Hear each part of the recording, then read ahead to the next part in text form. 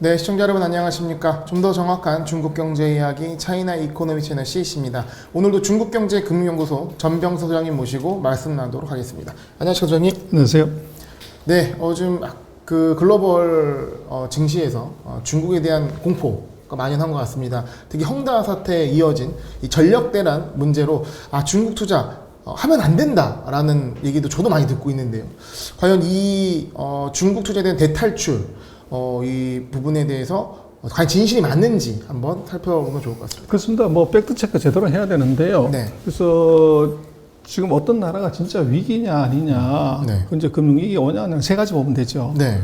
첫 번째 주가, 주가, 두 번째는 환율, 세 번째는 금리. 네. 펀더멘탈 지표들을 그 세 가지가 이제 우리도 IMF 위기 때 보면 환율이 800원이 2,100원으로 폭락하잖아요. 네. 그리고 뭐 예를 들면 하이닉스 같은 경우 보면 회사채 금리가 거의 20%까지 간다고요. 네. 금리가 이게 폭등해야 되고 그리고 주가가 폭락을 하죠. 네. 그 현상이 있으면 위기라고 볼 수 있어요. 그게 그나라 가장- 환율도 가치도 굉장히 떨어지고. 그렇죠. 예. 근데 지금 중국이 뭐 이게 문제 많다 여러 가지 얘기를 많이 하고 외국인들이 중국 시장에서 돈 뺀다 이런 얘기들이 많지만 네. 데이터 한번 보시겠습니다. 그래서 지금 미국이 보면 세 번의 위기가 2000년 이후에 있었어요. 그래서 닷컴 버블, 그리고 이제 글로벌 금융 위기, 그리고 이번에 코로나 위기. 근데 이걸 어떻게 극복을 했냐 그러면 아주 심플해요. 네. 미국의 진짜 경쟁력은 바로 이건데 돈 찍는 겁니다.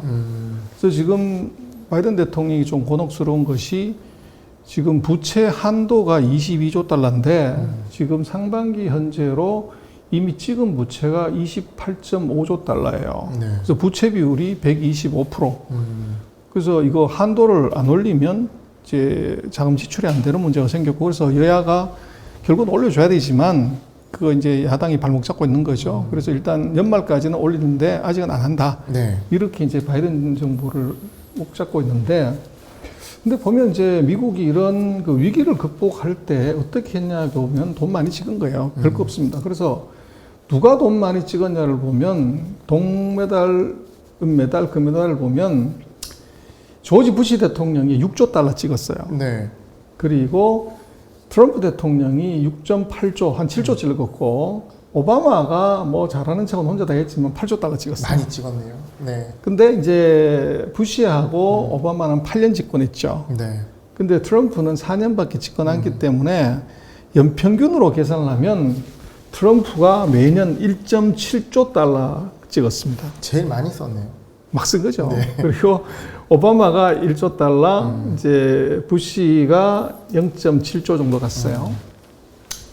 그래서 지금 누가 금, 동이냐 보면은 이제 연도별로 많이 찍은 것은 도널드 트럼프 금메달. 누가 돈 제일 많이 부었냐 그러면 버락 오바마 금메달. 네. 그리고 증가율이 누가 제일 많냐 그러면 조지 부시. 네. 근데 이제 요 세 분의 이런 이 결론이 나오게 된 것은 2001년부터 시작해서 2009년, 2020년에 세 번의 위기가 있었던 거죠. 그래서 위기 때마다 이제 이 사람들이 액션한 것은 이게 돈 퍼부기였다. 이제 그렇게 볼 수가 있을 것 같고. 근데 지금 이제 이 사이에 중국은 어떻게 됐냐를 놓고 보면 이제 2002년, 2012년, 2021년 이렇게 보면 미국의 힘의 약화가 보여져요. 그래서 전 세계 GDP에서 31%에서 24%로 떨어졌는데 중국은 이 2002년에 4%에서 지금 18%까지 올라왔어요. 네. 그래서 미국하고의 격차가 과거에는 거의 18% 차이가 났는데 지금은 이제 뭐 불과 한 6%밖에 차이가 안 나요. 그래서 미국 대비 GDP 규모도 2000년 초반에는 13%였는데 지금 2012년에 10년 만에 53%, 지금 금년도 2022년에는 75%까지 올라와요. 네. 그래서 이게 이제 다르게 생각을 하면 최근 20년 동안에 미국이 세 번의 위기가 있었고 그 위기 때마다 돈을 왕창 찍어서 이제 위기를 극복했지만 그 돈 누가 다 먹었냐 그러면 결국은 중국이 먹어버린 거죠. 그러니까 성장은 두 나라 같이 했으나 격차가 좁아지고 있다. 확 좋아진 거죠. 예. 근데 그게 부채 늘려가지고 뭔가 물건 사고 투자하고 하는데 그 돈 가져간 놈은 전부 중국이라는 거죠. 그러니까 이제 중국에 대해서 위협을 느낄 수밖에 없고 중국을 결국은 이거 제압을 하지 않으면 네. 문제가 생긴다는 거죠. 그게 미중 전쟁. 그렇습니다. 그런데 그래서 중국이 이제 연초에 그런 얘기를 하죠. 우리는 빨리 커브를 돌지 않겠다. 그래서 2020년에 뭐 미국이든 중국이든 한국이든 유럽이든 돈 무지 퍼넣었죠. 그래서 미국은 100년 만에 이제 가장 많은 돈을 퍼넣었고, 그래서 2021년에는 이제 돈을 회수를 해야 되는데 중국은 이제 모든 나라가 다 그렇게 생각하죠. 중국이 빨리 이제 통화단속을 할 거다. 왜냐하면 경기 회복이 가장 빨랐으니까. 근데 중국이 계속적으로 얘기하는 것은 빨리 통화한수 안 해. 이렇게 계속 떠들었어요. 근데 그 사이에 주가들은 계속 횡보를 했죠. 그 이유가 뭐냐 그러면 결과적으로 나눠보면 중국은 2020년 9월 달부터 부채 비율을 낮추기 시작했습니다. 전체 부채 비율이 271%가 2020년 9월 3, 4분기였는데 지금 금년 상반기에 265%로 낮췄어요. 그래서 전 세계 주요 국가 중에 유일하게 전체 부채를 낮춘 거고, 거기서 뭐를 많이 낮췄냐 그러면 기업 부채가 165%에서 159%로 떨어졌어요. 그래서 이제 중국의 기업들이, 민영 기업들이 부도가 나고 어렵다고 하는 게 바로 이거죠. 그래서 우리 죄니까. 그렇죠. 예. 그래서 중국이 문제가 많다고 하는 기업 부채들을 이거를 입하고 액션하고 반대로 했다는 겁니다. 그래서 실제적으로 디레버리징을 했고, 그 대신 가계부채나 정부부채는 크게 떨어지지 않았어요. 그래서 기업들의 이 과도한 자금을 중국이 확실하게 통제했다, 이렇게 볼 수 있고, 이게 긴축 안 한다고 그랬는데 이 통화량하고 대출 증가율을 보면 이게 2020년 이제 코로나 터졌을 때 11% 정도 M2였는데 지금 8%까지 통화량을 낮췄습니다. 네.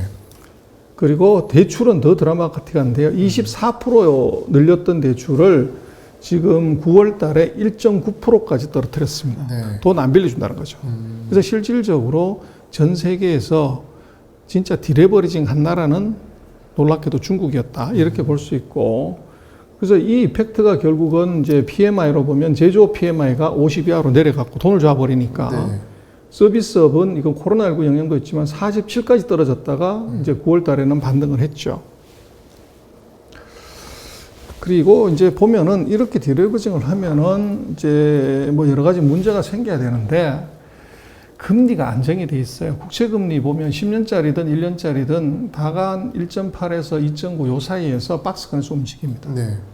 그리고 예금이나 대출도 보면 이것이 8에서 한 12%로 옆으로 행보를 하고 있지 크게 많이 변화가 있는 금융의 어떤 큰 변동이 있는 조짐을 금리에서 볼 수가 없어요. 그러니까 이게 디레버리징에 긴축을 하게 되면 굉장히 고통스러운 거잖아요. 그렇죠. 근데 이 고통을 감내하면서까지 그 비교적 잘 감내를 했고, 그 이유는 뭐가 있을까요, 중국이? 그래서 이제 그게 그 중국 정부가 금년 하반기 들어서 중국말로 이제 화, 그러니까 across라는 단어를 써서 이 경기 그 사이클 간에 우리는 평형하고 균형을 맞추겠다, 이런 얘기를 해요. 그래서 네. 그게 무슨 소리야 그러는데 쿠아 조치라는 말을 쓰는데 크로스 비즈니스 사이클. 그래서 경기의 진폭이 이렇게 있으면 이 진폭을 평균 정도로 맞추는 형태로 우리가 경제 정책을 하겠다. 경기 변동성을 줄이겠다는 거예요. 네. 그래서 지금 생각을 하는 것은 중국은 네. 지금 너무 과열돼 있고 내년에는 푹 떨어질 것 같으니까 지금 먼저 좀 줄여가지고 내년에 떨어지는 것을 조금 보완을 하겠다. 사실은 그걸 한 거예요. 오히려 한 수 앞을 보는 그렇습니다. 거라고 볼수 그래서 있겠네요. 이제 중국이 지금 부채 비율을 낮춰놨고 통화량을 낮춰놨고 대출을 낮춰놨기 때문에 금년 4분기 내년 1분기에 경기가 나쁘면 다른 나라들은 다 지금 부채 줄이고 금리 올리고 테이퍼링 한다고 그러잖아요. 네. 근데 중국은 작년 9월부터 이미 이걸 했기 때문에 오히려 경기가 하강했을 때 경기를 조금 부양해서 경기 하강 속도를 늦출 수 있는 수단을 중국이 지금 갖고 있어요. 그게 다른 점이에요. 그러면 어떻게 보면 이런 과정을 겪었기 때문에 지금의 중국 경제 펀더멘탈은 체력이 굉장히 좋은 편이라고 볼 수 있어요. 상대적으로 좋은 거예요. 네. 그래서 지금 뭐 서방 언론 뭐 많은 데서 보면은 외국인의 대탈출, 헝다 사태로 인한 금융 위기 뭐 이런 얘기를 많이 하는데 네. 팩트를 좀 보고 얘기를 해라. 그렇게 얘기를 할 수 있는데 지금 외국인 보유 금융 자산을 보면요. 네. 8월 달까지 이게 외국인 보유 자산이 빠진 게 없어요. 계속 이제 추세적으로 올라가고 있고 네. 마이너스가 휙 나온 적이 없다고요. 금년 2월 달에 살짝 줄었다가 다시 늘고 있다는 거죠. 그리고 저 외국인이 돈을 빼가거나 이제 이렇게 된다고 하면 환율이 절하가 돼야 되죠. 네. 그래서 이 달러에 대한 수요가 커지고 위안화는 파니까 네. 공급이 늘어나기 때문에 환율이 절하가 돼야 되는데 보시면 환율이 7.13에서 6.45로 거의 10% 가까이 절상이 됐어요. 위안화 강세. 그렇죠. 말씀이시죠? 그리고 이 수출 증가율이 뭐 지금 9월달 같은 경우는 28%까지 올라가기 때문에 무역수지 흑자가 금년 들어 최고예요. 그러니까 이게 달러가 이게 환율이 외국인이 돈 빼가고 수출이 안 되면 이거 환율이 절하가 돼야 되는데 네. 이게 계속 절상이 되고 있다는 거예요. 이 얘기는 외국인 돈 안 빼가겠다는 얘기고 네. 수출 부분에서 계속적으로 무역수지 흑자가 국내로 들어오고 있다는 거죠. 오히려 위안화 강세가 고민이 있어요. 그렇죠. 네. 그래서 이제 이런 거를 안 보고서 야 이게 중국이 위험하다. 그래서 외국인이 돈 다 뺄 거야. 이렇게 얘기하는 것은 넌센스라는 겁니다. 네. 그래서 지금 우리나라 거의 모든 뭐 미디어에서는 그렇게 얘기를 하고 있죠. 그리고 그러나 이제 문제는 뭐냐면 공업 생산이 이게 5%까지 떨어졌고 소비가 이게 2.5%까지 떨어졌어요. 네. 그리고 정부 재정 지출도 이게 트렌드로 보면 확 줄여놨어요. 그래서 이게 결국은 왜 이런 일이 벌어졌냐 그러면 소비는 바로 방역이에요. 코로나19를 이 확산을 막으려고 사람들이 이동을 막아버린 거죠. 그걸 철저하게 방역을 하니까 우리도 그랬지만 저녁에 2사람 뭐 이러니까 이게 자영업자 다 죽어버린 거고 지금 뭐 골프장이 왜 이렇게 붐비냐고 그러는데 그것도 뭐 오후 시간에는 이게 4명이 6시 넘어 4명을 못 치니까 2명 2부에서는 예를 들면 2명만 치게 하니까 이게 부킹이 똑같은 팀을 받는다고 하더라도 반으로 줄어버린 거죠. 그러니까 부킹이 더 어려워져가지고 더 가듯이 네. 지금 중국 같은 경우도 이게 방역을 너무 철저하게 하다가 보니까 사회 활동이 안 되는 거죠. 그러다 보니까 소비가 줄어드는. 그래서 중국이 보면 7월달 이후에 백신 접종을 대거 늘린 이유가 바로 그겁니다. 네. 집단 면역을 통해서 사회 활동이 정상화를 하려고. 지금은 좀 고통스럽지만. 그렇죠. 네. 그리고 지금 중국이 거의 1회 접종 기준으로 150%까지 올라갔어요. 155%까지. 그리고 이제 정부가 통화량을 줄이는데 재정 지출을 확 눌려버리면 긴축의 의미가 없으니까 재정 지출도 같이 줄인 거예요. 네. 그래서 지금 중국 같은 경우는 이제 증시가 왜 이렇게 빠졌냐 그러는데 사실은 지수를 보면요. 빠진 거는 별로 없어요. 오히려 옆으로 정체하거나 이제 약간의 우상향을 한 거죠. 대폭적으로 주가가 떨어진 게 없다는 건데 네. 지금 요게 이제 한국하고 중국의 20년 시차를 두고 그린 지수예요. 네. 우리 한국도 지수 1000에서 2000 올라가는데 16년 걸렸어요. 근데 이 사이에 시가총액은 이것은 110배가 늘었다고요. 그렇듯이 중국도 지금 이게 지수는 이 전고점 못 넘어가고 이제 헤매고 있는 것처럼 보지만 시가총액은 이미 전고점에 2배로 올라가 있습니다. 그래서 계속적으로 증자나 이게 IPO가 있어서 물타기가 이루어져서 그런 것이지 시장이 망가졌다 이렇게 보기는 어려워요. 그러니까 지수만 갖고 어떤 상황을 판단하기는 어렵다. 완전히 잘못된 거죠. 예. 그래서 중국의 이 트렌드는 그렇게 가 있고 그 다음에 이제 자금이 어떻게 돼 있냐 그러는데 외국인 자금 빠진 적이 없어요. 후생강통 자금 계속적으로 이제 들어오고 있고 그리고 대신 홍콩으로 넘어가는 본토 자금은 3월달 이후로 이게 빠졌어요. 그러다가 8월달 들어가지고 이게 플러스를 살짝 돌아섰고 네. 지금 지난달에도 플러스고 지금 이번 달에도 약간의 플러스예요. 워낙 자금 유입이 높았었. 그래서 약간의 뭐가 변화가 있는데 이게 이제 중국 정부의 스탠스인 것 같아요. 그래서 미국에서 지난 시간에 우리 다뤘지만은 이제 중국 겨 미국 상장된 거 폐지시키는 거 앞당기겠다. 네. 뭐 이런 것들이 있고 또 그 사이에 홍콩이 워낙 많이 빠졌기 때문에 이제 본토에서 자금이 내려가는 거죠. 그래서 아마 최근에 보면은 홍콩에 상장된 중국 플랫폼 기업들이 약간 반등을 하는 그런 조짐이 있는데 그것은 정부 정책이 끝났다거나 이게 아니고 이 본토 자금이 그쪽으로 들어가서 저점 매수를 하는 정도? 네. 이제 뭐 그런 정도로 봐야 될 것 같아요. 네. 그래서 지금 뭐 세계 경기 주기상으로 놓고 보면 지금 중국이 가장 앞서가 있고 거의 꼭지 상태고 그 다음번에 미국이고 그 다음이 유럽이고 한국이고 이제 멕시코, 브라질 이런 순서입니다. 그래서 지금 중국은 내년도에는 경기 하강입니다.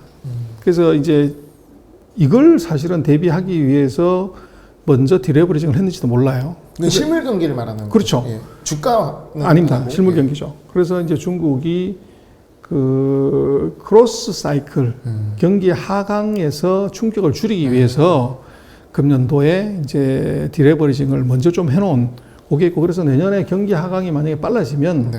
중국은 대출을 더 늘리고 재정 지출 더 늘리고 이런 것을 통해서 경기 하강 속도를 상대적으로 안정화시킬 가능성이 있어 보여요. 그래서 지금 이제 중국을 놓고 보면은 이제 그 주도 뭐 테크준이 이런 것들이 좀 슬로우 다운하고 컨슈머나 이제 뭐 발전소 이런 방어주들이 올라가는 이유도 시장이 지금 이게 경기 주기상 자체로 이게 슬로우 다운하기 때문에 그런 안정적인 캐시플로우가 나오는 방어적인 쪽으로 시장이 약간 관심을 보이기 때문에 그렇다. 네. 그렇게 볼 수가 있을 것 같아요. 네. 어쨌거나 이건 2022년은 뭐 미국이든 중국이든 한국이든 다가 성장률이 떨어집니다. 그래서 이 코로나19의 V자 턴을 했다가 밑으로 슬로우 다운하는 과정이 있기 때문에 이게 뭐 100년 만에 한 번 왔다가 반등하는 이것은 이제 끝났고, 이제는 슬로우 다운에 본격적으로 좀 대응을 하는 그런 이제 준비가 필요할 것 같아요. 네, 투자자로서 투자 이후에 그냥 뭐 나몰라라 해놓고 방치한다면 그건 말이 안 되겠죠. 물론 근데 투자를 하고 나서 위기다라는 판단이 든다면 빠져나오는 게 맞을 겁니다. 하지만 그 위기라는 얘기가 진짜인지 아닌지는 판단할 필요가 있을 것 같습니다. 오늘 중국 경제 진짜 위기인지 소장님과 함께 살펴봤습니다. 감사합니다.